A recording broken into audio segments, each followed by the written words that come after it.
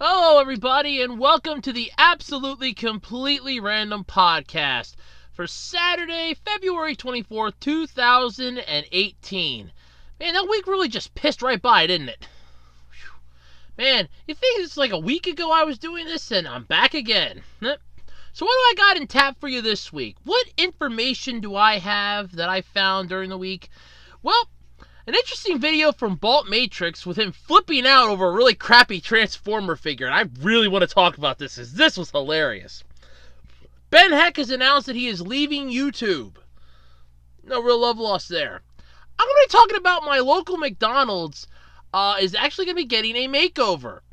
And in all honesty, it's an entire makeover, and it's like 22 years that I've known it's existed there, and it's finally getting a makeover. But I'm going to talk about that. There's a new Sword Art Online RPG app, and it's getting a global English release. Thank you. Last Sword Art Online app sucked. Paramount's Sonic the Hedgehog film has a release date. Oh, God. Lucky Charms is retiring one of its marshmallows, the hourglass, and replacing it with a unicorn. Oh, joy. Pikachu is finally going to be speaking up in the Detective Pikachu game trailer, and no, it is not voiced yet by Ryan Reynolds. I think he's only going to be for the movie and not for the game. Ugh. And a topic that just missed getting on last week's podcast, Power Rangers Beast Morphers has been announced as the newest season. And I am going to have some fun talking about this. I could have just did a rant video on that, but where's the fun in that? But before we get any further, you know the song and dance by now. Come on, how many episodes of this podcast have I done? You know the song and dance. If you're interested in collectibles, oddities, weird crap like you wouldn't believe, check out my eBay page. ARHOADS-2012 on eBay. Come on, I got a lot of weird crap, trading cards. I am constantly putting stuff up. I am working on getting some more stuff up, so there is new stuff coming. That I do promise. I just have to write down, hey, stupid, do this night, and I will remember to do it. But otherwise, check out my eBay page. Again, that's all lowercase, ARHOADS-2012 on eBay. You can also follow me on Twitter at OtakuRoads and on Facebook on the Web Designer 18 Facebook page. Alright, so how was my week? Let's start off like we usually do. Come on, same song and dance. How did my week go? Actually, it's a bit of a blur. It really is. Like I said, this week kind of just pissed right by. Work was fine, tiring. Bit of a weird little thing happened to me yesterday, though, with work. It's kind of weird because I move boxes around all the time, and it was getting late in the morning, and I'm kind of bending down to pick up this one box, and all of a sudden, I'm really having a hard time catching my breath. And I'm thinking to myself, okay, maybe it's just because I was running around and everything, moving this and that, dragging boxes to the back, moving this stuff and that stuff. That was really heavy, and my body's just like, okay, hold on a second, you need to suck in some air. We got to get some oxygen, the primitive brain kicked in. Then I finally managed to get the two boxes up that I'm trying to lift, and what was funny is I already lifted two of the exact same box. And all of a sudden, it felt like I had no strength in my arms. Like, nothing. Like, I was going to lose the boxes because I had nothing. It was like the boxes were being held up by some magical force because I had no strength in my arms. And it honestly just felt weird. Don't know what caused it. I felt fine later in the day. So I don't know if maybe I just didn't eat enough quick in the morning for breakfast before I left for work, or if I was just really that tired. My body was just retaliating. I don't know what it was. But it was something weird. Hopefully that never happens again. Other than that, I've been fighting with my knees, been bugging me this week. I don't know why. I wonder if that might just be weather related, because it was nice and warm for 2 days. We got to enjoy temperatures in the actually the one day it did hit the 80s. I swear it hit the 80s the one day. It had to have. So we had the high 70s the one day. I swear it had to have hit the 80s at some point. And we had 70s the day before, and it was just really nice weather all around. Then we immediately get stuck with a few days of rain, and which, really crappy weather, and that's what sucks. But other than that, though, things have been going pretty good this week. I recorded a newest rant video. I rant about the updates to the Rise of the TMNT. You can check that video out on my YouTube channel. I also did a requested review video. Yes, that's right. Oversized Tit Lover made a request for a video, and after rewatching the series, which was only 3 episodes, I was able to do a review video for it. I think I did pretty well. So I put that one up too today. I also have a theories video that I'm going to be putting up same day as the podcast. So you'll have that to look forward to. And I got some other things coming up this coming week that I'm going to be recording and putting up if I remember to record them. Or if I don't change my mind at the last minute and go, nah, it's not worth it anymore. But other than that, yeah, things have been pretty well this week. All in all, things went actually pretty well. So, yeah, let's just jump into the podcast then. I got a lot to talk about, and it's going to be a lot of fun this week. So let's get into it. Alright, so let me kick this off with a video that I saw. I want to say this would have been Wednesday night. It would have been Wednesday night because I remember watching it, and I remember watching it on my tablet. So, Baltmatrix is a YouTuber here on YouTube. Actually, a really interesting guy. He's kind of funny. He reviews a lot of toys. Power Ranger stuff, a lot of Transformers. Decent stuff, some third-party Transformer figures, which I have to admit are way better than the ones that we're getting from Hasbro. I mean, Hasbro's really dropped the ball on their Transformers when they came out with those one-step changers. They dropped the ball on it. But Baltmatrix does a really good job with a lot of the stuff that he puts up. A lot of his videos are top-notch. I get a kick out of them. I enjoy them. And every time one comes up, because I clicked on the little notification bell, so I'll get a notification, hey, new video by him's up. So, he reviewed the Studio Series Bumblebee figure.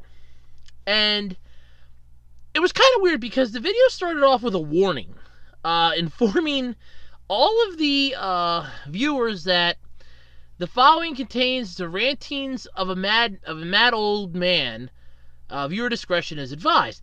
And I'm thinking to myself, okay, something's got to be wrong in this. I'm thinking maybe the figure just broke in half on him as he pulls it out of the box, and he just lets loose a tyrant of a rant or something.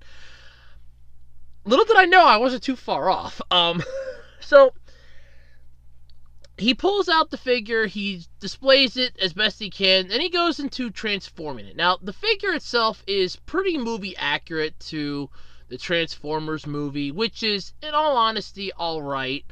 I do like the Bumblebee figure. I actually own a non-transformable one that I actually searched, I want to say hell and back for, because it did take me a while to search for that thing. It's actually cool. It doesn't transform. You just swap out the cannon for one of its arms. It's just, I like it. I like it because it's gray and yellow, and it's just cool. And I have an Optimus Prime from the same line, because Optimus was the first one I got because I couldn't get Bumblebee right off the back, because my local Walmart at the time didn't have it. And this is when perseverance and just pissing off your mom to begging and pleading with her to drive you into Walmart pays off, because she takes me in the one time, and there it is on the shelf, on sale, mind you, and I grab it, and she finally just gets this look on her face like, good, he's finally going to shut up about me dragging him in here almost every other day to see if this stupid figure's in here yet. Who would have thought then years later I could just search online and probably find it cheaper.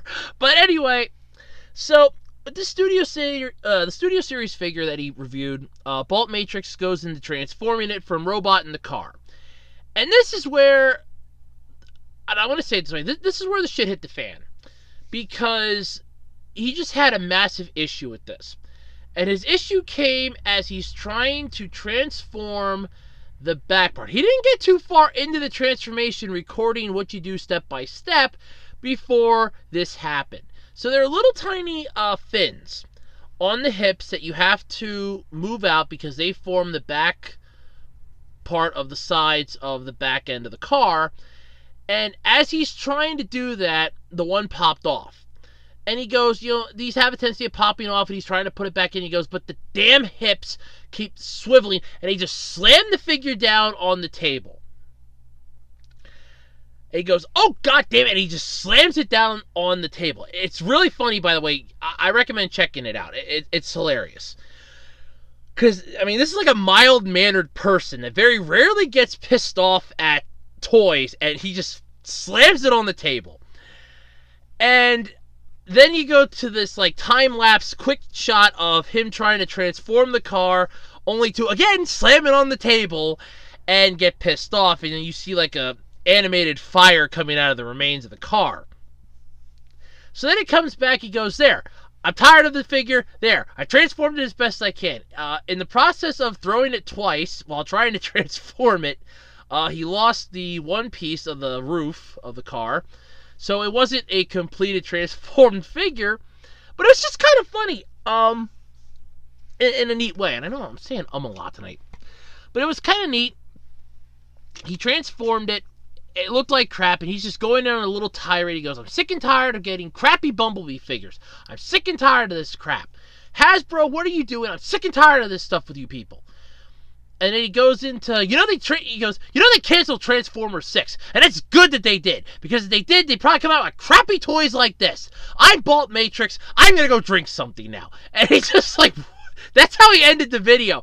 And I'm thinking to myself, in all honesty, the first thing that came to my mind besides somebody needs to buy this guy a beer.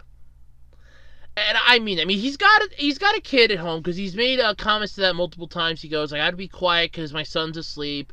I got to be careful because I don't want my son to find out that I have the toy that, I think his son might want the toy. And it's like, okay, not a problem. So he doesn't do really loud things. But when he's recording this, the first thing I'm thinking of is, okay, somebody needs to buy this guy a beer. And I mean a deep beer. I'm talking like a never-ending glass. Just let him drink this away. Let him have a blank spot in his mind where he started to do the review. He turned on the camera, had the figure in front of him, and then he comes back to the camera not remembering anything in between. Let's just have that happen for him, I should say. Let's have that happen for him. But then the second thing that was coming to my mind was a figure that I bought a few years ago. When Transformers did their 25th anniversary, they had a figure out of Hotshot from Transformers Armada. Now, I liked Hotshot from Transformers Armada. In fact, I actually still have it. I'm planning to do a review video on it myself because it sucks. Transforming that is one of the hardest and most difficult things I have ever had to do in my life, Transformer-wise. And, because it doesn't want to work for how the instructions say it has to work. Now, granted, I can get it transformed. I have to break the arms off and then plop the arms back on, but I can get it transformed. I just don't like it. So I kind of feel his pain. But it's just ironic that he's flipping out over this crappy Transformers figure. And this is one of the first times that I've ever seen him flip out over one of these. He's slamming it. He took a hammer to it at the end because near the end of the video, before he goes, he's going to go drink something, he put it on a pillow, took a hammer, and just smashed it with the hammer. I'm thinking to myself, okay, so you probably just lost out on $15-20 for something that's going to get you a crap ton of views. And this wasn't I can safely say that he did not do this as a clickbait or I'm going to do this for a massive increase in views video. He did this for I'm sick and tired of this, what the hell is this crap type of video. And that I just get so much of a kick out of. Because it's so hilarious. It's so funny. Because it was a real reaction. You could tell the anger and the frustration. You can probably tell he probably tried doing this 2 or 3 times, recording it, and it was just getting more and more frustrated and more frustrated. He figures, you know what? Let me just do this now before I break the damn thing. And then as he's reviewing it, he breaks the thing. I've seen reviewers break stuff. This ranks in my top 5 for reviewers that review something physical that has like moving parts in that you can play with or use. This ranks in my top 5. Number 2 is actually higher up in the list. At number 2 is the Angry Video Game Nerd, who, when doing the Game Boy accessories video, actually broke a brand new in the box light thing and had to get another one overnighted to him because of how bad it broke. I mean, it just completely shattered, and all he did was pull it out of the box and open it up, and it just cracked and broke into pieces. Like, it just exploded. And it's just really sad that it happened like that. But still, I mean, I've seen reviewers flip out. That's not an uncommon thing. I mean, I do rant videos. I do rant videos, and I flip out on those from time to time. I can lose it in a review video too if something's really crappy. But I mean, he just like smashed it. I mean, he just went smashy and just destroyed it. And I'm like, this is like impressive. And I could tell that the figure sucked. He even says that he goes, there's really no posability. He's already explaining how bad the figure is because he goes, the hips don't want to stay aligned, right? They don't want to stay solid. There was a part that formed the roof and the windshield of the car when it's transformed that kept popping off the back. Didn't want to stay on right. So you could tell that there was already issues with this. Like, this was rushed to production, and he was just forewarning everybody, look, don't touch this one. Don't even bother with it. Now, I'm honestly going to take his advice on this because I've seen him flip out trying to fix this. I would hate to try transforming the thing and end up blowing, I'm guesstimating, $15-20 on something that, first off, I don't have the extra $15-20 to spend on a crappy transformer to begin with. And if I did, it's sure not going to be that one. I mean, I'd actually like to get like a 3.75-inch one. Those are the types of figures that I like. So I could safely say, yeah, I wouldn't buy it.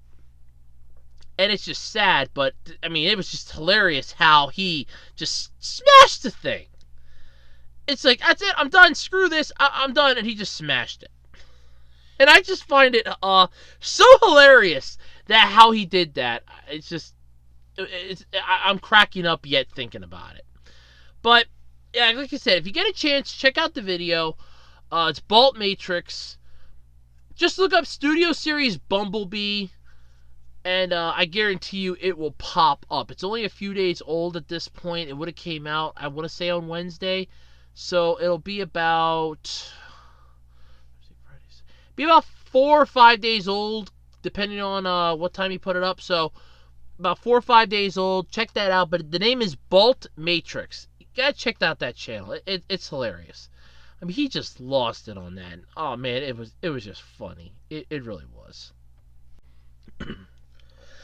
Okay, so for those of you that don't know who Ben Heck is, or what I'm talking about when I say, or I didn't even mention him, the guy's got a Wikipedia page for starters. I mean, he's what you want to call a small-time celebrity. He's like a C-list celebrity.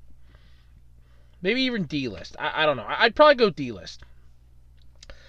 But anyway, he announced during an interview with an Element 14 community member that he was going to be leaving the Ben Heck Show after June of this year. And I ironically didn't know this until I listened to part of the CU podcast. And they were talking about this. It was one of the viewer questions. So, Pat Country kind of made an interesting point when he was explaining this.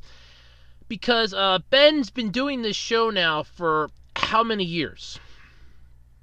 Even I don't know. But he's done so much stuff. It's like a weekly show. And he does it every single week. I mean, I kind of get I kind of get what Pat was going for here when he was explaining it. He goes, the guy's getting tired. He's got deadlines, which he actually explained in the video. He goes, he has deadlines that he has to meet. There's just a lot of stress and stuff that gets piled up. I understand that. believe me, I mean, I do a podcast each week. I look for topics and everything else. So I understand what he's going with here. I do. I understand that. He was announcing it, though, saying that they have some stuff. He goes, like, he wants to do, like, one final skit, and that's what kind of drew the Element 14 community members' attention. Like, final skit, he goes, yeah, well, the plan is that after June of 2018, I will be done with the Ben Heck Show. And it's an interesting show. I want to state that right off the bat. It's an interesting show. I actually came upon it late last year because I was looking up something on YouTube. Damned if I remember what it was anymore. But I was looking it up, and I came upon this, and I was like, huh. Okay, and I watched it. I'm like, okay, this is kind of interesting. And I watched another episode and another, and I will admit that there are some episodes that are really cheesy. And they even announced that in like the beginning of some of the episodes, like, you know, really regrettable acting. I think to myself, yeah, some of that acting is pretty regrettable. So, the show basically stars Benjamin J. Heckendorn, that is his actual name, also known as Ben Heck. He's basically, the whole entire show is basically, he just tears apart, I don't want to say, a typical episode, according to the Wikipedia page, it'll explain it better than I can. It has him creating a new product or hacking existing devices, like an Xbox 360, and other stuff. Or he'll do a teardown video. Because I did see one where he tore down the NES Classic. He tore down Nintendo Switch. And he kind of shows everybody, okay, so this is how this works. And I have to admit, it's an interesting concept. I mean, I don't see anybody else doing stuff like this online. I see people on YouTube that'll put up videos how to like clean a computer or how to restore an old computer. I see videos like that, but I hardly ever see anybody actually take the time to go, okay, so this is this chip, this is this chip. But his show is more geared towards like the hackers and the DIY hackers, the, you know, electronic engineers, people that want to like build their own computer or hack the crap out of their gaming system or create a Frankenstein monster. He built the ultimate gaming device. It was 3 console systems that he combined into one big thing. Not to mention like pinball machines and things like that. So, I mean, the man's done a lot. And he just wants to go on and do some other projects. According to his thing, he's going to do like a movie or something they're going to be filming. So, it's interesting. That's what I want to say. It's an interesting thing. It's sad, yes, that he's leaving. However, you have to think about it from his standpoint, and that's what I'm saying. I kind of understand it. He's eventually going to burn out because he wants to do his own things. You can kind of tell that in the interview. The small little segment of the interview is like from 12 minutes something to the end of the video, him explaining why he's leaving. You know, he goes, the next 6 months he kind of wants to do like a few more fan projects, and then he just wants to like go back into doing stuff like he was doing before he started doing the videos for the Ben Heck Show. So it's sort of a, you know, it's sad that he's going, but at the same time, you kind of understand it. And Pat Contry did make a point, though, that they've kind of been spacing him away from the show, in a way, if you think about it. If you've ever seen it, or you're a regular viewer of it, they have, like, other people, like the other assistant or the other one, that they'll be taking, like, the reign for, like, an episode, and he won't be there. So he's kind of, like, stepping back slowly, but then he just announces it. He goes, yeah, after June, I'm done. I'm done with the show after June. And it's an understandable reason. I mean, somebody can only do something for so long. If it's a weekly program, they can only do it for so long. And like I said, I've been doing this podcast now. It'll be 2 years come September. And the hardest time for me is always around the holidays, especially with my part-time job, because I'm working nights and I'm doing this. So I have to get like all the stuff prepared. I have to be ready and set to go. And if I end up working like the night before, then I got to make sure that I get plenty of sleep. Otherwise, I'm half asleep doing it. Whereas with his show, we have to figure out what we're doing. We have to make sure that all the parts are there. I have to have the deadline because it's a weekly show. I have to make sure that everything's done. It's all fixed up and prepared, ready to go by the time we start rolling for the show. So his is a lot more stringent than what I would do. But I kind of understand it from sort of like a similar standpoint, but not a completely similar standpoint. If anybody out there knows what I mean. It's sad, yes. But in all honesty, nobody can do the same thing for eternity. Eventually, something's going to end up giving. It's either going to be you or whatever you're doing. Sadly, it's one of the unspoken things for any celebrity. Whatever you do, eventually it's going to have to stop. You're eventually going to either wake up one morning and go, I don't want to do this anymore. I can't do this anymore. Or you're just going to go on and do it until either it starts suffering to the point where it's done, or you just don't care. And it's not like any of his videos get like a crap ton of views. Because Pat Contra even made the comment, he's not getting rich off of this. You don't get rich off of YouTube. I've made that point. So many others have made the same point. You don't get rich off of YouTube. If you want to get rich, you do other things. You don't get rich on YouTube. I mean, I'll even quote the rapper again that I quoted back a while ago when I was talking about the monetization on YouTube. There was a rapper that said, you don't get rich doing YouTube. If you want to get rich, you sell drugs. And I don't condone that in any way, shape, or form, but that was what the rapper made the comment of. And it's just been something that if you ever compare a monetary value on something with YouTube, it's the first thing that they think of is, okay, it was a quote from that guy so long ago that said it. I don't condone that in any way, shape, or form. There are other ways you can make money. Legal ways that you can make money. And that's what I would recommend. Find a legal way. I do not condone selling of any illegal narcotics. Please don't take this. I'm not condoning it. I'm not telling anybody to do it. I'm just quoting the person that said it. I don't even know the person's name. I'm just quoting the quote. So you can tell that Benjamin Heckendorn, that's a stupid last name, by the way, but you can kind of tell he's not getting rich off this. I mean, some of his videos barely get any views, and then there are others that get like a tremendous amount of views. There are some that get large amounts of responses, and others that barely hit anything. Because he's targeting a niche market. It's the hacking community. I mean, let's face it. If I'd be a little better at computers than I am, I would probably be one of somebody in the hacking community that would want to like try to fix up old game systems and make them so that they can play the next cartridge higher and the cartridge below. Or I would try to create a monster, gaming system. I mean, I actually like to just spend one entire day literally just sitting down and try to build my own computer.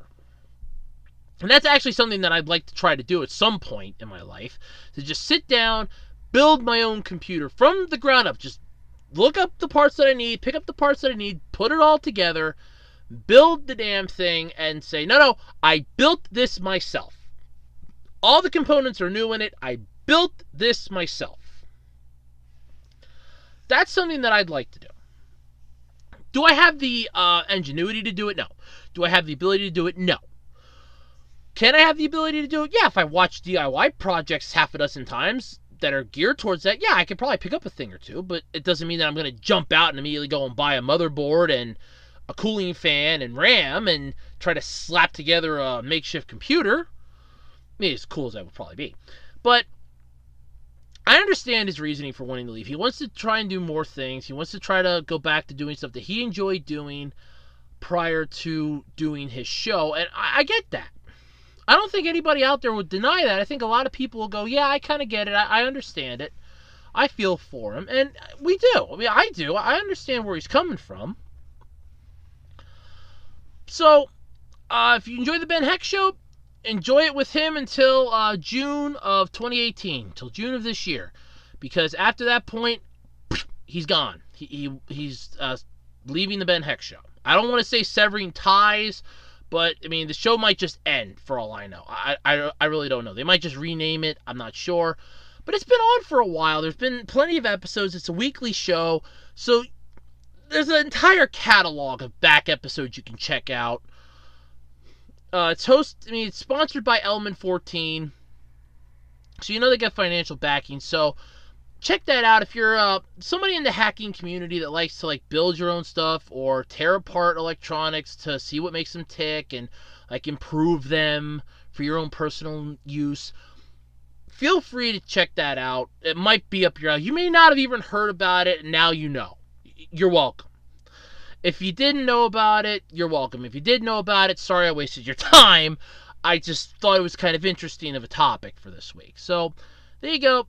Enjoy it until June of this year, after which, check out some of the other stuff I guess he's going to be doing. I don't know what that's going to be yet. I don't even think he knows, but check it out when it comes out. Alright, so this is an interesting topic. This was brought to my attention by my mom. Oh, thanks, Mom. She brought this to my attention, I'm gonna say Thursday. Yeah, Thursday. She brought this to my attention on Thursday. Like I said, this week just kind of pissed right by. It really did. So, on Thursday, my mom brought this to my attention because one of the local malls around us they're having this lovely little debate of how they want to improve it. It was bought a few years ago to try to improve it, to bring business back to it. It's a ghost town. I've been in there a couple times. I go to the movie theater that's attached to it because it's a standalone movie theater. It's a ghost town.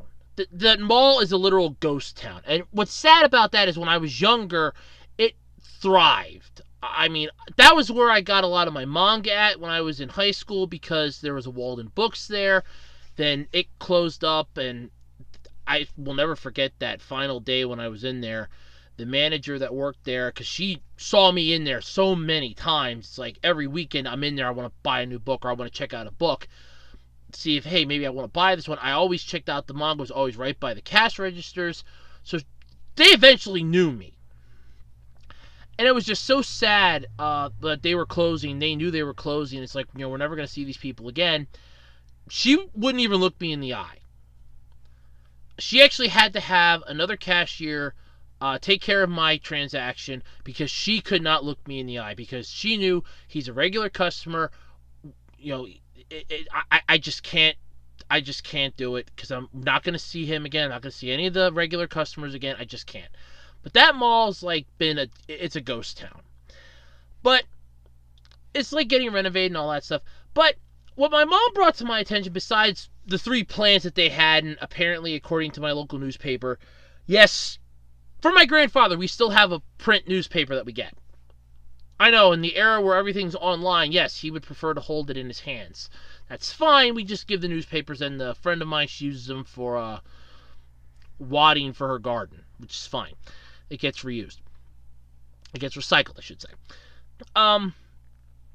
So what she brought to my attention was that across the road from where this mall is, literally, I shouldn't even say across the road, it's down the road a little bit, there's a McDonald's.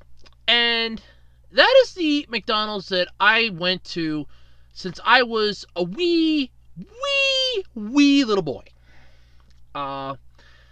I have known of that McDonald's existence for at least 22, 23 years. I started going there when I was either 5 or 6. It's when I started going there. If not, maybe earlier. I don't know. The earliest recollection I have, I was in kindergarten. So it's 5.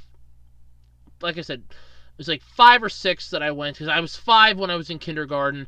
So it could have been 5, or I could have been going to first grade. And it could have been in the summertime, so I could have been 6. So 5 or 6. That I first went there. And it's a nice McDonald's. I will not argue that. It is a nice McDonald's. It is a lovely McDonald's. I think it is a great place. It always was. But there's always something that can be improved. And what always bugged me about this one is there's not a lot of parking.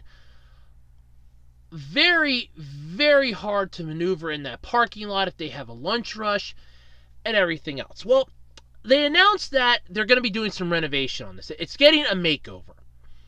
And the whole reason is because they bought the lot that's next door to them, going towards the main road. Because they're on like a little tiny side road, literally sandwiched between a strip mall and another strip mall. They're literally sandwiched in between these two strip malls. There's one that's below them in this little tiny bowl. That's basically, there's nothing in there, but it's like there's like a Subway, unless that moved out, a Harbor Freight. They're putting a Popeyes in there. There's a Wendy's down there. And across from it, there's like an urgent care place, I think, and you got like a Goodwill in the one across the street from it. So there's like one little strip mall across the street from it, then you have the McDonald's, and then you have below it another strip mall. And it's literally sandwiched right in between them. There's not a lot of parking, and right next to it, going towards the main highway, or the main road, which is basically, it's a 2-lane highway, there was a gas station. And it was always a gas station, at least to my knowledge and the best of my memory, it was always a gas station. And it's getting a makeover. The gas station, not the gas station. The gas station's, it's changed hands so many times. It was a Hess station at first, then it changed hands, then it became a Hess station again. And I kept making the comment a few years ago when I saw that it changed hands again. I said, whoever keeps buying that lot is just literally dumping money away, because there's no parking there. And I made the comment. I remember making the comment. I just made it as like an off-the-cuff joke. And who would have thought that that's apparently what's going to happen? I said what McDonald's should do is buy the lot, tear the building down, and turn that into a parking lot for their customers. Then they'll get more business. Who would have thought that that's... apparently, according to the article that my mom showed me, that's what their plan is. They want to do that. They're going to expand it. They're going to improve the building. And it's... I actually have to admit, it looks pretty cool. I don't know if I can find the picture again. If I can, I'll try to put it up. If I can't, I'm really sorry, because it looks really cool. According to the article, it's supposed to be like... at least if we read it right, it's supposed to be about like a 2-story... at least there's like a 2-story window out on the front. So we're assuming it's going to be a 2-story building where you can like... I'm hoping there's going to be like a dining room up on the second floor. My grandfather goes, no, they'll probably have the playland up on the second floor. And all that kept coming to my mind is all those parents down below, or those people that came in and all they wanted was a cheeseburger, and now they have to put up with the sound of banging feet on the upper floor above them, which would... that would drive me nuts. I'm sorry, that would drive me nuts. If I'm in there, I want to eat a cheeseburger, I want to eat some chicken nuggets, I'm not in the mood to listen to a stampede of feet right above my head. That I'm not in the mood for. The interesting part, though, about this, now, apparently they're starting this either near the end of April, beginning of May, or in April or in May. So somewhere in between there, they're starting it, and it's supposed to be done come September of this year, mind you. So this is really interesting, and I kind of like this because I kind of want to check it out when it's done. I kind of feel like, hey, I want to go see what this is. Hey, I want to go check this out when it's all said and done. I don't think I can get there opening day. I probably won't be able to unless I stop by for the heck of it. But I kind of want to see this, because this is a building that I have known since I was little. Like I said, like 22, 23 years, it has not changed. The outside of the building has not changed. They've added a second drive-in speaker. That's about the biggest change they did. That's it. Or maybe like a small little paint job here and there. That's about all they did. Honestly, it has not changed that much in the last 20-some years. And I just think it's really cool that they're finally doing this. I mean, now they built a second one further down the street that I frequent if I do eat out, because I don't eat out that much to begin with. So if I do eat out, I frequent that one more because it's right by the Dollar Tree I like to go to. that's literally that's pretty much my second home, is that Dollar Tree. I go there a lot. So there's a Dollar Tree right by it. There's a Walmart right by it. So if I go out to eat and I feel like, hey, I don't want to eat something at home and I have the extra cash, I'll usually stop there and pick up like a cheeseburger or something, because I like, it's a nice place. When they redid the inside of it, I thought, hey, this is really cool. They've really made it nice, and, it's really nice inside.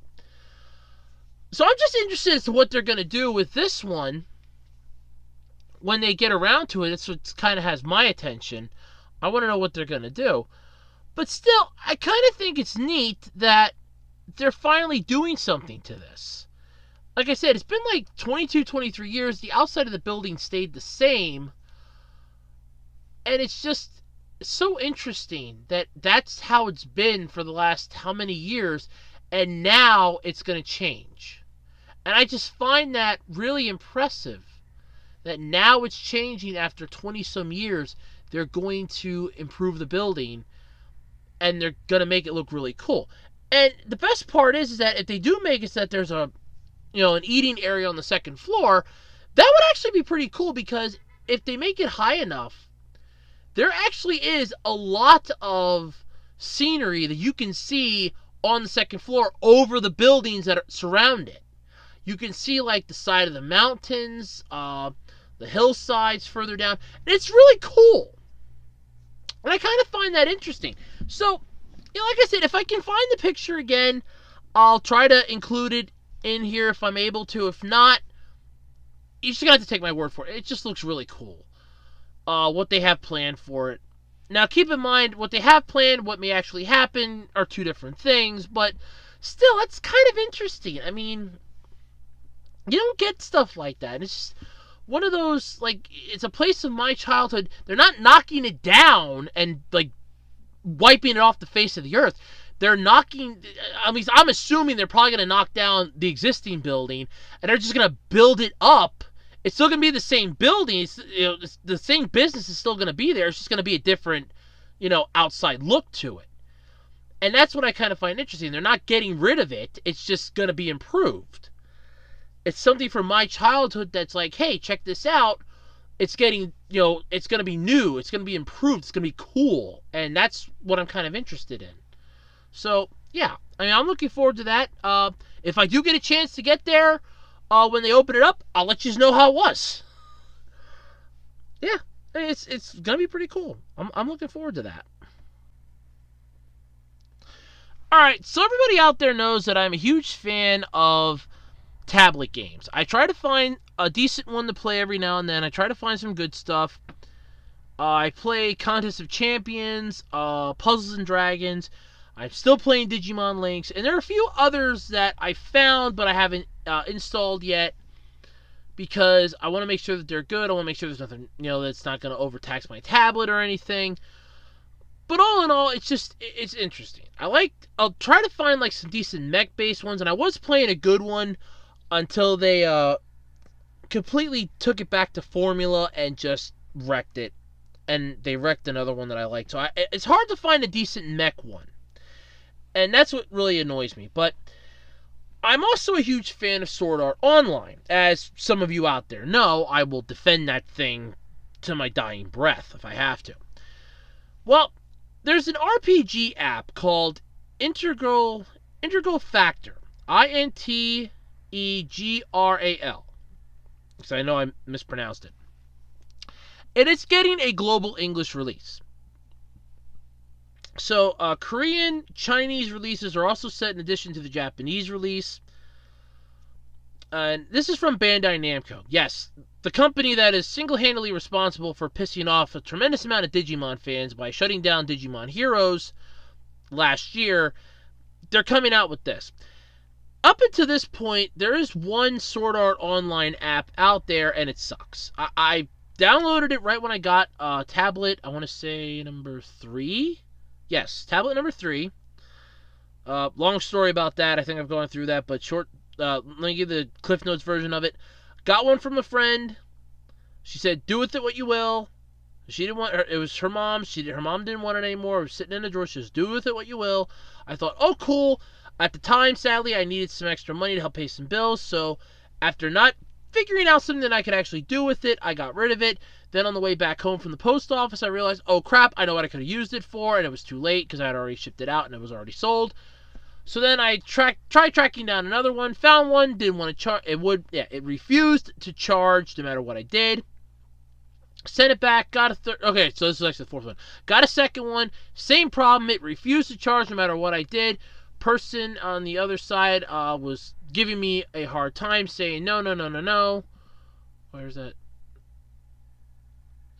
No, that was the first one that they were giving me a hard time, going no, because they were saying that the tablet number that I had did not match what they sent out. I said, this is the one that you sent me. They said no. I had to get eBay to fight for me on that one, and I won happily because this was the only tablet that I had. This was the tablet that they sent me, and eBay told them, no, you're taking the return, suck it up.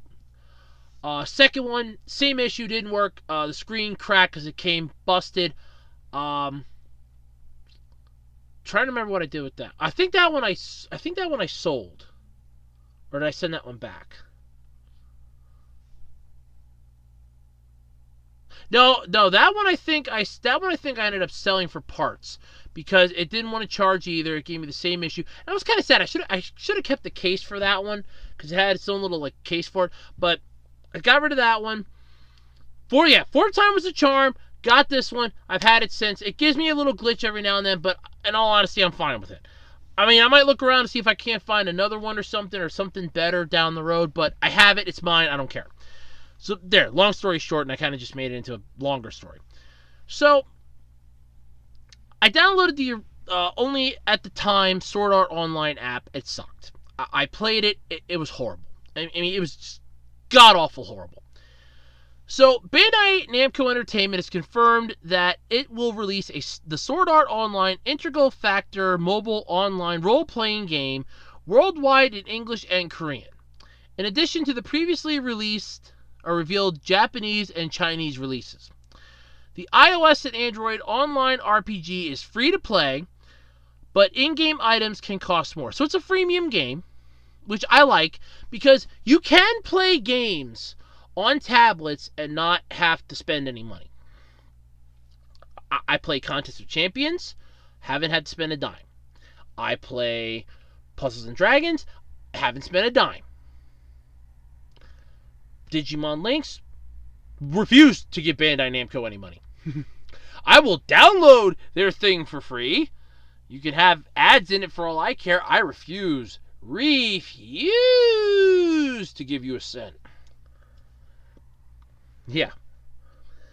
The game is expecting English pre-registration now. So it's accepting the pre-registration now, and is offering bonuses to all players when the game debuts worldwide.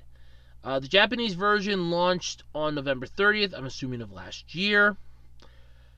And the game's taking place in the year 2022 during the Aincrad arc of Reiki Kawahara's original light novel series. So in other words, for those of you that ever saw the anime series, which, by the way, it is good. Yes, there are people that don't like it.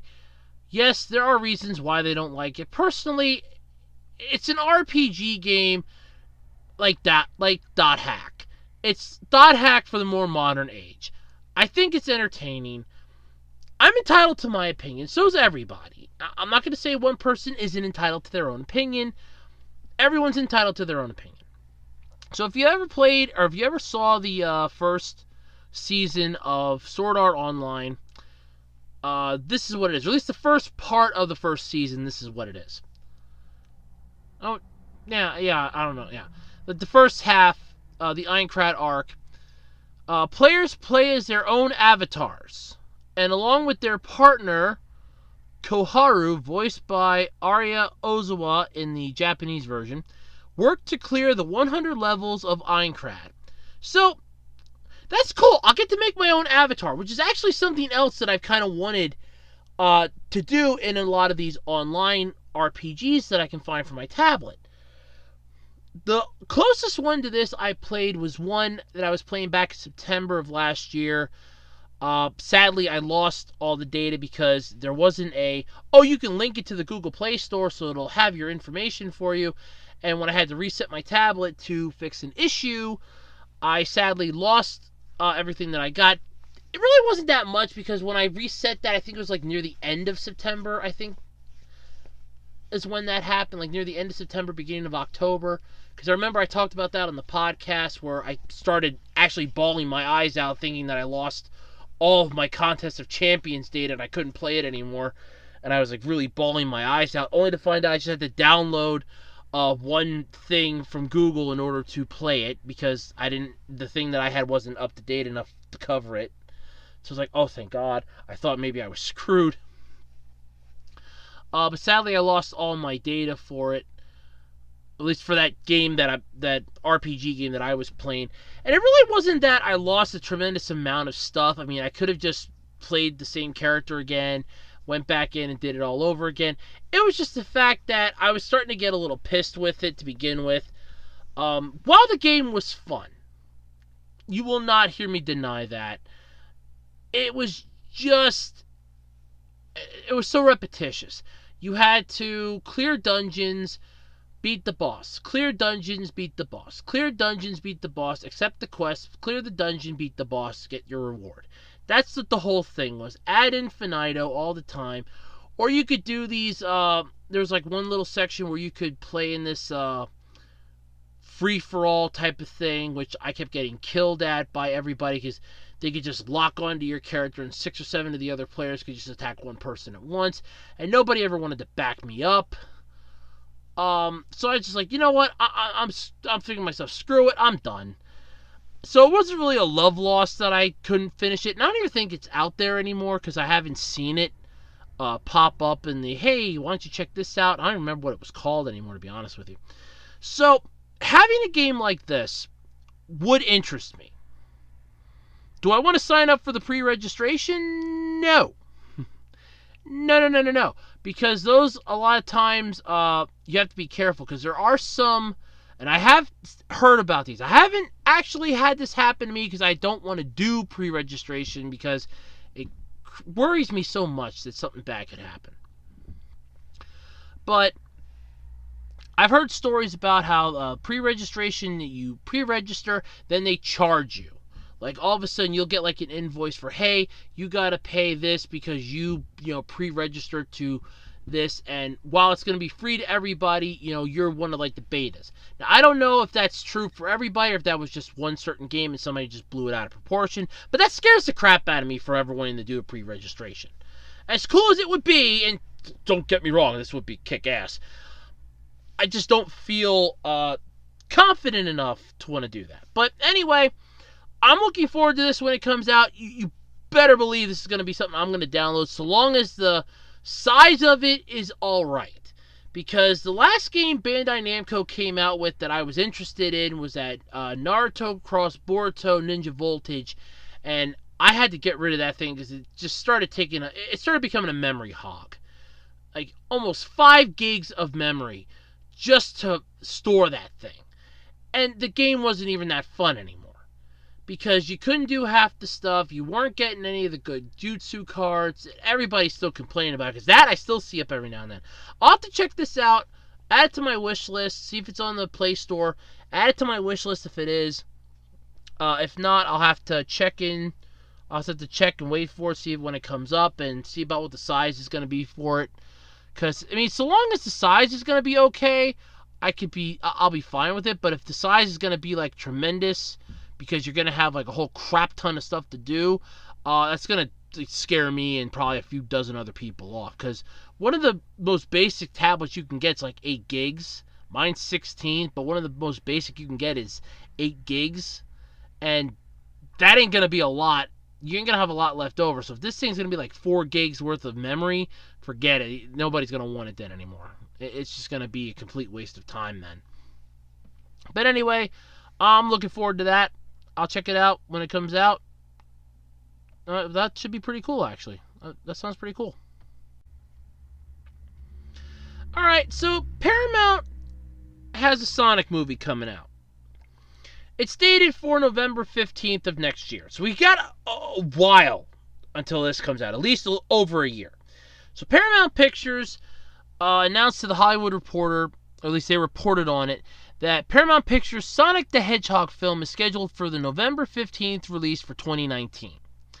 The website also noted that the film will use a mix of live action and CGI to bring the characters to life, because we all know that works so well. I mean, CGI and real life only works well in a balance if you know what you're doing. Paramount, I want to say they know what they're doing, but let's face it, no movie studio anymore has a decent track record when it comes to mixing CGI and live action. No studio has a decent track record anymore. They've all basically screwed the pooch. They've all basically screwed themselves to the wall. So, Jeff Fowler, the director for this, is making his directorial debut with the film Tim Miller, Deadpool, and Toby. Oh, yeah, sorry. He's making. Okay, so let me rephrase that. Jeff Fowler is making his directorial debut with this film. Tim Miller, who did Deadpool, and Toby Asher are executive producing with producer Neil Moritz, who did the Fast and the Furious franchise, and co-producers Dimitri Johnson and Dan Javins. Yeah, it just sounds like a winning team right there. You got Fast and the Furious involved in this. Oh, yeah. Sounds like a winning team right there. The film project first emerged in 2014 as a hybrid computer animated and live action feature film project by Sony and Marza Animation Planet. In February of 2016, though, Sega Sammy Holdings president and CEO Hajime Satomi revealed that Sony Pictures Entertainment was planning the film, and the Hollywood Reporter reported in October that Paramount Pictures had acquired the rights to develop the film. So, I'm guessing Sony just looked at this and said, yeah, we're planning the film, but we don't want to do it, and Paramount's going to, develop it, or it's going to be a co-job here. Either way, I mean, Sony can't even hold their own anymore when it comes to movies. I mean, look at the crap that they've been spewing out. I mean, no offense to anybody that liked a lot of their movies, but let's face it, when you hear Sony in a movie, the first thing that pops into your mind is what's gonna be wrong with it. Like I said, especially with the live action CGI hybrid, no studio anymore can safely say, yes, we have a decent track record with this. None at all. The latest game in the Sonic the Hedgehog franchise, Sonic Forces, launched on the Nintendo Switch, PlayStation 4, and Xbox One and PC in November. Yay! So, yeah, so to sum it up, I'm not looking forward to seeing this. I mean, I'm a fan of Sonic the Hedgehog. Don't get me wrong. I like Sonic the Hedgehog. I like Super Sonic, his, super yellow mode. That I think is cool. Would I be willing to fork down money to go to the movies to see a live action CGI hybrid? I want to go with no.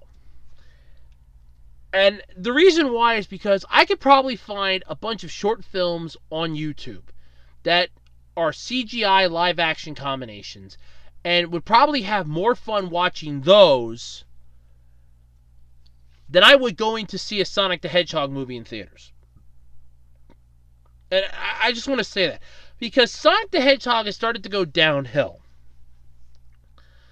And I don't mean that as a bad thing. I just mean it as so many things have been wrong with this. So many problems have been coming from this. I mean, we had that crappy, there was a Sonic game for, I think, the Xbox 360 that sucked royally. The Angry Video Game Nerd touched it for one of his reviews. There was well, don't even get me started on the Sonic Boom series.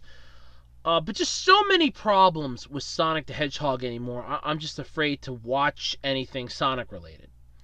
But otherwise, it could be good. I mean, this is mostly one of those I would tread with caution, but if you're a Sonic fan, you might be hooked on it. If you're not a Sonic fan, tread with caution. That's really all I can say. Am I going to go see it? No.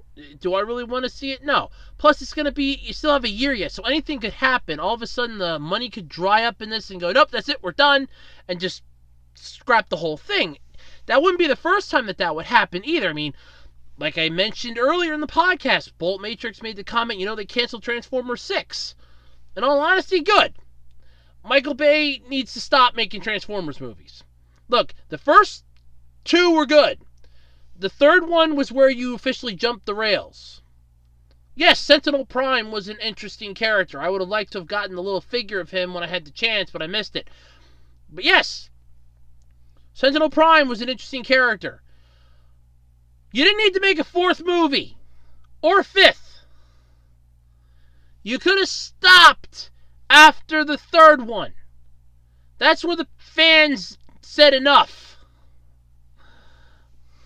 But, yeah, so it's an interesting concept for this. Live action, though, and like I said, live action CGI hybrids, no studio has the clout to say, hey, we have the monopoly on this, hey, we're really good with this, because none of them have a decent track record anymore with this. The ones that pull it off, that they're pulling it off or trying their best. And yes, I will admit some are good, but you also have to take into consideration that they're pandering to a certain audience. And unless that audience is sitting in the theater and they're multiplying by the thousands to buy tickets to go see it, it's not exactly what you'd call a hit. While, yes, I think there are some places where it's good, there are some places where it could not be good. And like I said, it's all based on the whim of the user. So, I don't know. It might be good, it might not be good. We just have to wait till November 15th of next year to find out. Alright, so how many of you grew up eating Lucky Charms cereal? How many of you remember the jingle from the 90s? Hearts, stars, and horseshoes, clovers and blue moons, pots of golden rainbows, and tasty red balloons. Better yet, how many of you are old enough to know that there were only 4 marshmallows that started it? Apparently my friend is. At least a friend of the family is. Because she asked me that on Tuesday, and I rattled off the jingle that I know, which I just did, and she goes, no, there are only 4 marshmallows. 4! Okay. I didn't know. It's not my fault I didn't know. However, Lucky Charms has announced that they are retiring one of its marshmallows, and they're going to be adding in a unicorn. And here I thought we were done with the whole unicorn fad. I mean, the unicorn fad, as far as I'm concerned, ran its course last year, along with the fidget spinners. They ran their course. There was unicorn poop, like slime stuff. There was unicorns galore. Anywhere you look, it's unicorns. Unicorn t-shirts, unicorn figures, unicorn coloring books, unicorn keychains, unicorn plushies. It ran its course. I thought it ran its course. But apparently, no, it didn't run its course enough. And we're getting a unicorn. So it's going to be more magically delicious. As it's going to be coming with the unicorn. They're replacing the... If memory serves, it's the hourglass. Yes. The hourglass is getting phased out to make room for the unicorn. The unicorn will join 7 other marshmallow shapes. The hearts, the stars, the horseshoes, the clovers, the blue moons, the rainbows, and the red balloons. Which, sadly, I don't see much of some of those in the boxes of cereal that I've been getting. So, for the first time in 10 years, though, cereal maker General Mills has announced a new marshmallow shape to its popular cereal. The unicorn is white with blue and purple colors for its horn and mane. Oh, God. I don't know. I refuse to... no comment. The hourglass is going to be phased out to make room for the unicorn, like I said. In all honesty, the hourglass, I honestly... remember the commercials for that? And I thought that was only supposed to be a temporary thing anyway. And you figure 10 years is not temporary. 10 years is... you would not have tenure. Well, again, you can get tenure after 3 years. You at least have tenure at this point. And I kind of find it ironic and hilarious because it's like, well, they're phasing out, the hourglass. The hourglass was And like I said, I swear the hourglass was put in just as a limited time thing. It wasn't supposed to be permanent, at least not to the best of my knowledge, because I remember the commercials going, enjoy these hourglasses for a limited time only. And the limited time just became forever, as Lucky would just, use that. The whole gimmick was that he created the hourglass marshmallow to escape the kids wanting his Lucky Charms. But in a quote from Josh DeWitt, the marketing manager of Lucky Charms, was quoted as saying, Our goal is to not only create a cereal that families and cereal fans will love and enjoy, but to inspire magical possibilities and help spark imagination and fun no matter what age. So, your point is what? Okay, so you want to create a cereal that families and cereal fans will love. There are cereal fans? Are there cereal fans? Seriously? That's news. That's news to me. So you got cereal fans, okay? And you want them to spark their imagination by eating sugary colored cereal with I don't even know what the other shapes are that are in the Lucky Charms. It's oats, but I don't know what the shapes are. So you want them to eat that cereal and spark their imagination and inspire magical possibilities. I don't want to sound insensitive, but I think the marketing manager's been huffing a little too much of the Lucky Charms. The unicorn charms have apparently already started popping up, though, in boxes of Lucky Charms, but will be available more widely starting next month. Yay! So for those of you that are looking forward to add a little spark of unicorn to your breakfast, well, you just gotta wait till next month. Then you'll get the chance to add that spark of unicorn to your magic. Yay! I really thought that unicorn fad was gone. Alright, so that Detective Pikachu game is still coming out. That movie is still on the block to premiere. And I'm still not exactly happy about it. And I will say this, I was psyched at first. Because, it's a talking Pikachu.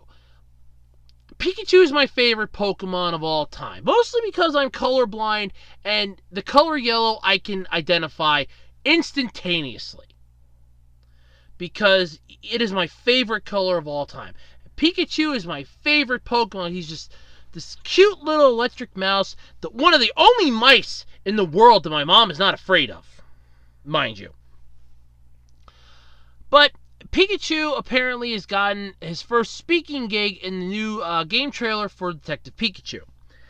And the article from Otaku USA goes, whether you're into the idea or not, the Pikachu Talks train has left the station. Sadly, I stayed in the bathroom just so that I wouldn't have to be there for it. The most recognizable Pokemon will be voiced by Ryan Reynolds in the upcoming Detective Pikachu movie.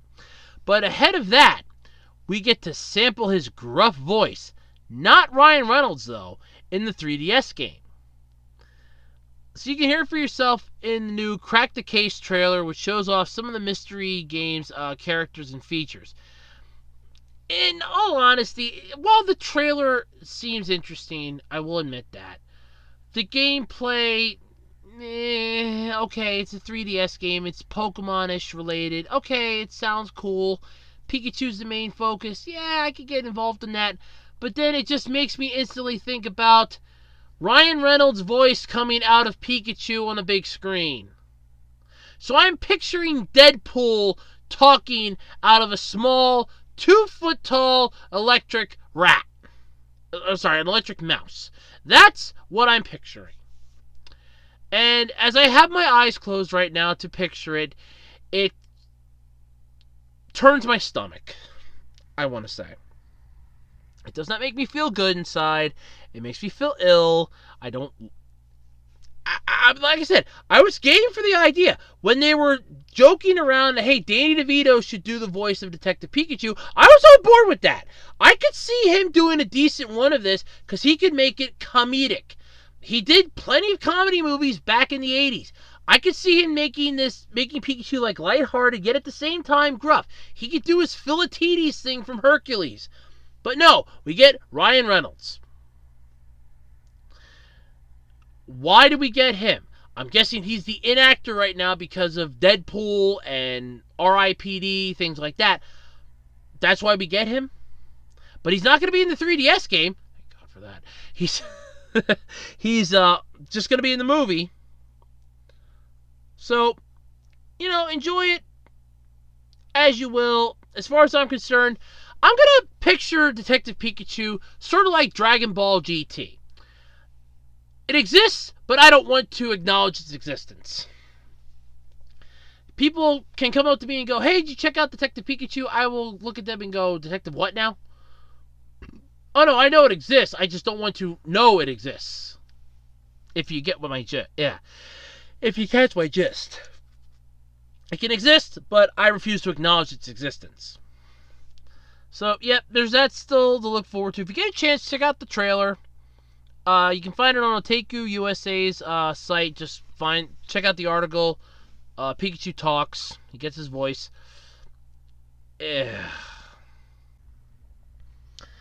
All right, folks. Final topic of the night.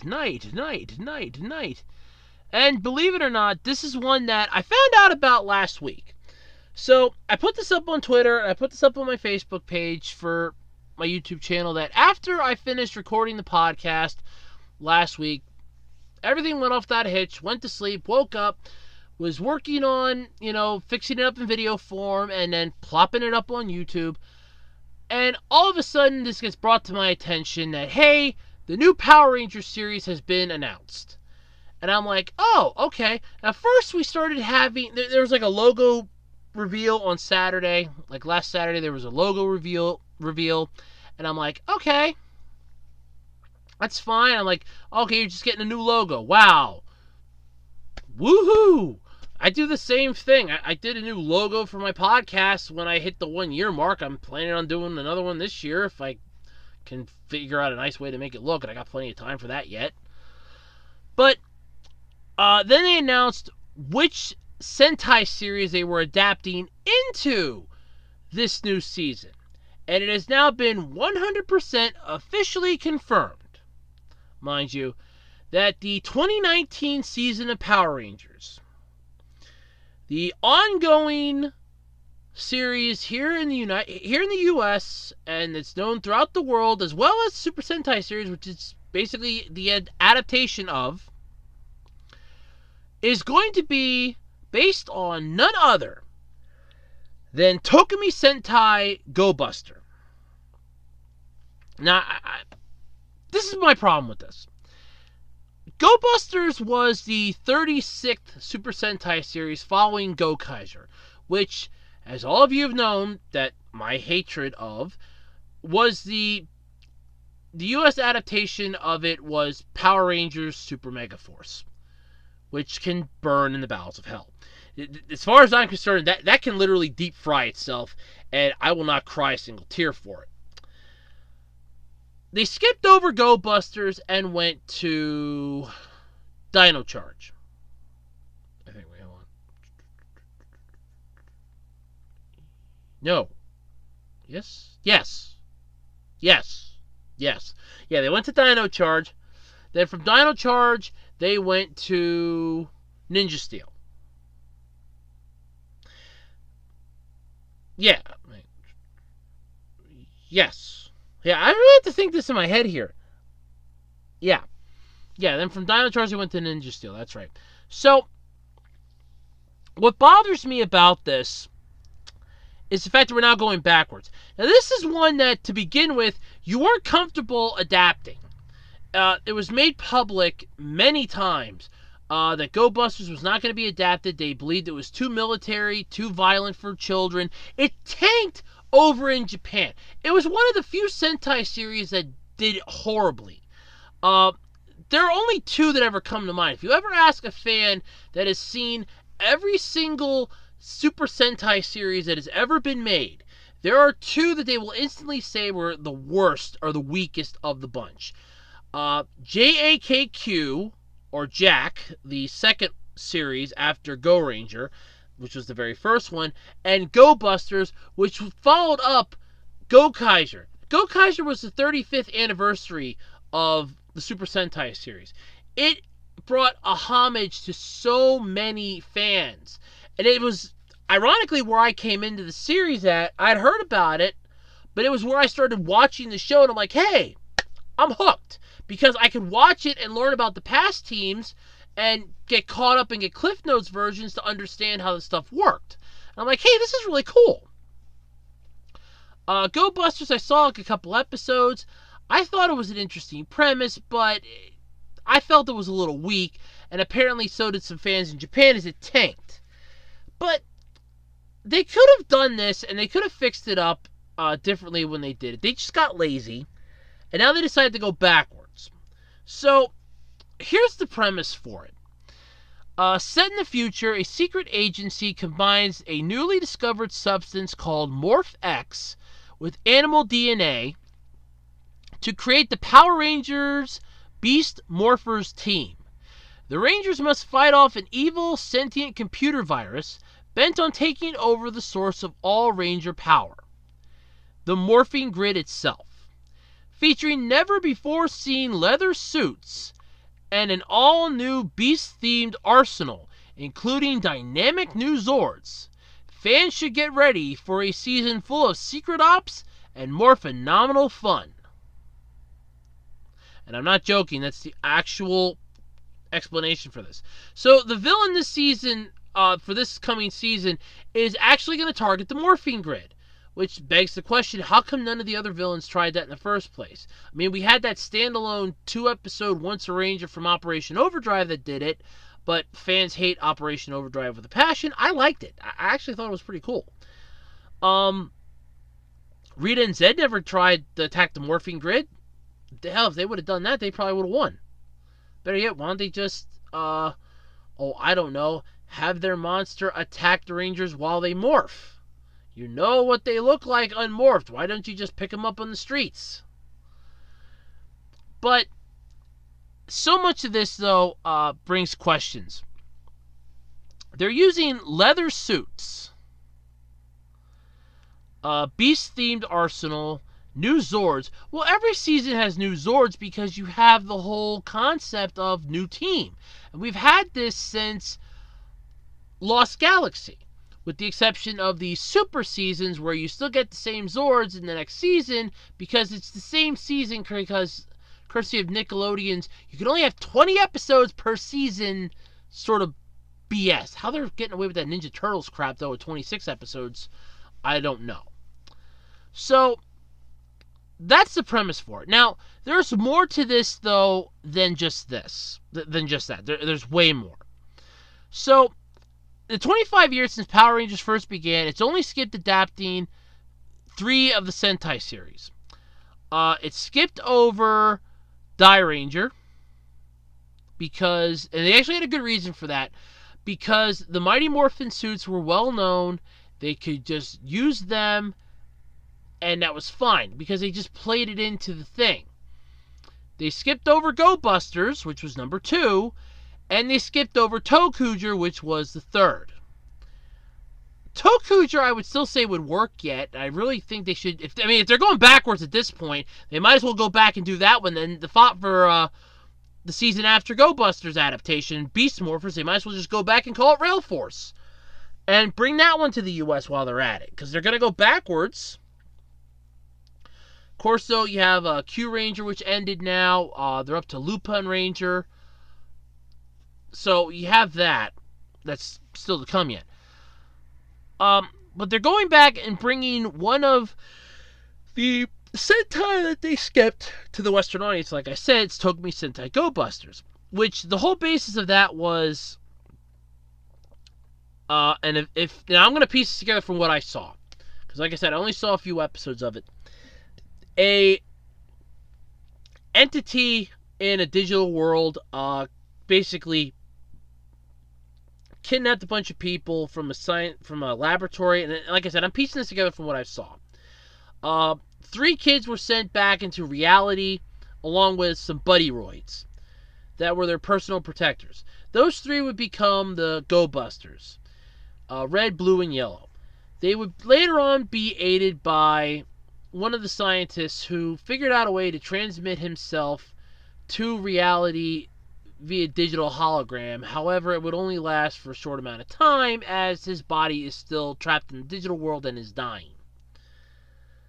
In fact, if memory serves, he actually died in the series, because in the movie with oh god, what was the dinosaur one? I want to say Koruger. That's it. In that one, he basically was like a little badge, and his spirit came to help out in the one movie. So you have that. The villains summon Megazords, which are basically giant versions of the monster that the Rangers are fighting. And it can be up there at the same time that the actual monster's out fighting. It's like downloading something from the internet, because it's going to take X amount of time until it appears.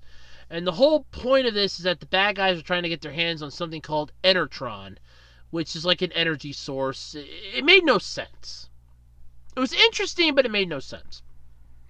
So they announced this at the Toy Fair, and Saban Brands, full disclosure by the way, Saban's brand founder Ham Saban has ownership interest in Univision Communications, so blah blah blah blah. Gizmodo Media they own, networks of websites, what have you.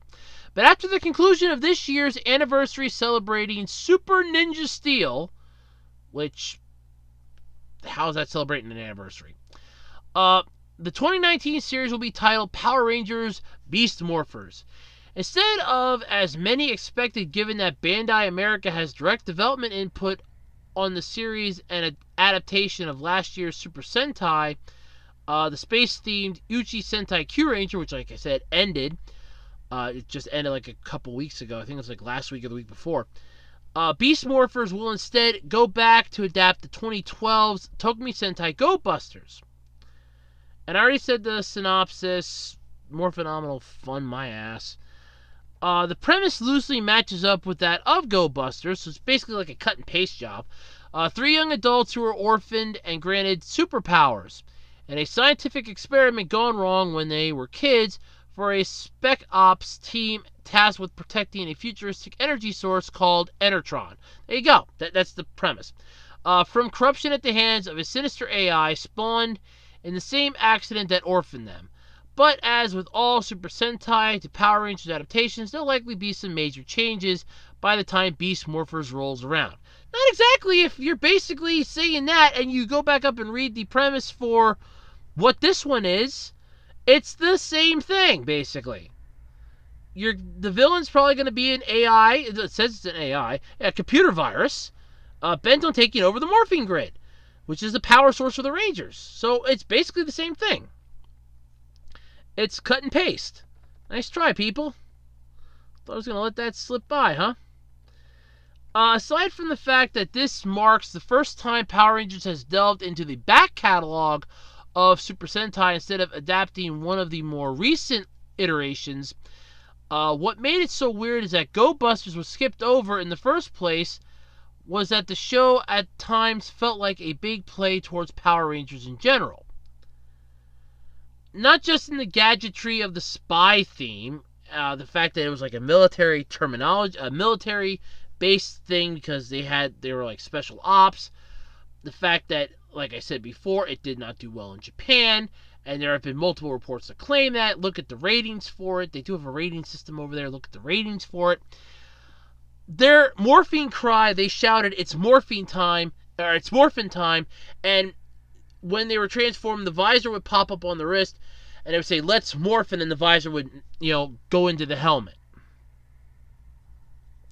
And it said this in English. And that was when they transformed. At least now, what will be 7 years later, by the time Beast Morphers will air, Power Rangers will finally adapt Super Sentai's weirdly dark love letter to its Western counterpart. I don't really see it as a love letter. I see it more as a, look, we're doing this better than you. Ha ha ha ha ha ha. I don't see it as a love letter. If it would be a love letter, it would have been way better than it was. So while the franchise's movie status is still up in the air, because remember, the first movie was apparently loved by people and critically panned by others. I'm never going to see it. I saw the Cliff Notes version of it, and that's all the further I'm willing to go. I don't care if my all-time favorite Power Ranger's in it, and I don't care if the Power Ranger that I had the hugest crush on as a kid is in it as a freaking guest appearance or a little clip. I'm not going to see it. Saban announced the 26th season for the series, blah, blah, blah. Like I've already said, Nickelodeon's airing this again. In all honesty, Nickelodeon's just screwing themselves over. It's created by Ham Saban. He created the Power Rangers back in 1993 as the Mighty Morphin Power Rangers. He sold it then to Disney years later, and then Disney said, hey, we're done with it, and he bought it back. Best idea he ever did, by the way. He saved it from it rotting in the Disney vault of hell, at least for where all their bad stuff goes. Establishing a new team, all this other stuff, unique superpowers. This year, they're celebrating the 25th continuous years on the air. There was 25 continuous years, so it's 25th anniversary, making it one of the longest-running kids shows, live-action series in TV history, with nearly 900 episodes aired to date. Saban Brands also recently announced it has renewed its partnership with Nickelodeon to continue airing the series in the U.S. through 2021. I'll say this again. No! For Beast Morphers, the show will set up yet again into the future. Secret Agency, new installment is going to feature never before seen the leather suits, like I mentioned. Beast-themed arsenal.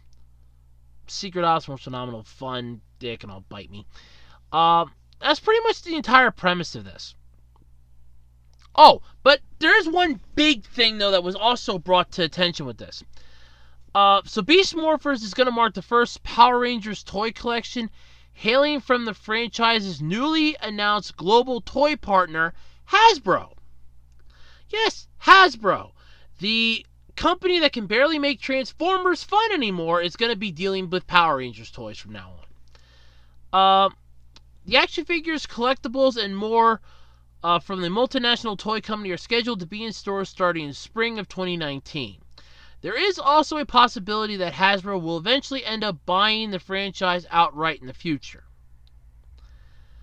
So, yay. So here's the thing, though. There's a little more to this. Like I said, the premise of this is taken from Tokumi Sentai Go Busters. It's a cut and paste job, like I said.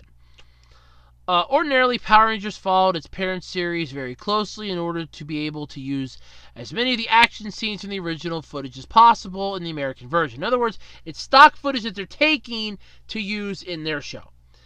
Bandai, however, who was the toy partner before Hasbro, had Saban skip Go Busters. Yeah, they had Saban skip Go Busters in the U.S. in favor of moving on to Dino Charge after weak toy sales for that season in Japan. And on top of that, like I said, you also came off of the really interesting 35th season to a lackluster 36th. There is going to be a huge... there was a huge drop because the 35th series was epic. And it just drops off to this mediocre... I had to fight myself to finish watching the few episodes that I watched. That should tell you something. So they had Saban skip it. At least according to this, Bandai had Saban skip it on the US because they wanted to go on to Dino Charge because the sales were weak. Whatever. It's so many conflicting reports as to why they did it. Who cares?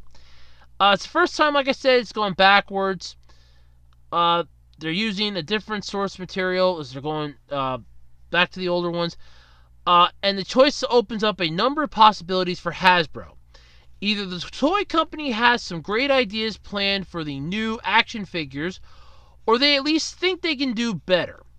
Bandai still partially owns and designs the Japanese series, which will probably remain the same as always, but with Hasbro now controlling the toys in the US, it means they now have input on which version of the original series we get stateside. So, yeah, I will admit that there's going to be some interesting times for this.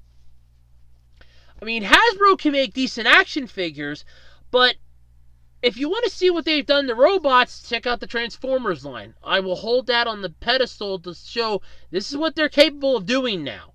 They half-assed Transformers by the one-step changers, those crappy one-step combiners. You just slam them together, and that's it. And they want to take over the Power Rangers franchise. They can't even get the Transformers to work right, and they want to do Power Rangers. It's going to be interesting to see how they manage to not screw this up. I'm going to safely say that it's going to be a miracle to see how they're not going to screw this up with that. But either way, it's going to be an interesting year for 2019. You got the Sonic movie, and now a new Power Rangers adapting a series that they skipped over, and they're now going back to it. So hopefully, hey, maybe we will get Tokuger then. You know, Power Rangers Rail Force. I would be on board for that. Alrighty, everybody, that's going to do it this week for the absolutely, completely random podcast. I had a lot of fun being here. I had a lot of fun talking about the topics that I had. If anybody out there has any topics they would like to have me talk about, or something that they find out on the internet that they think I would be interested in, keep in mind I do not talk about politics or religion in any way, shape, or form. Feel free to send them to me, either via Twitter. You can tweet them to me at Otaku Roads on Twitter. You can post it on the Web Designer 18 Facebook page, or you can drop it in the discussion section of my YouTube channel. I do try to check that as often as I can. I found out, sadly, I can only check it on my laptop or on a desktop. I cannot check it on my tablet, which kind of bugs me because YouTube, I think that's something they should change, because a lot of people might want to discuss something and might only have a phone or a mobile device, and that'd be kind of neat that they could be able to do that on there. So that might be something they should look into adding. I don't know. But anyway, like I said, if you have any topics, you can send them there. You can also email them to me, too, at acrpodcast@gmail.com.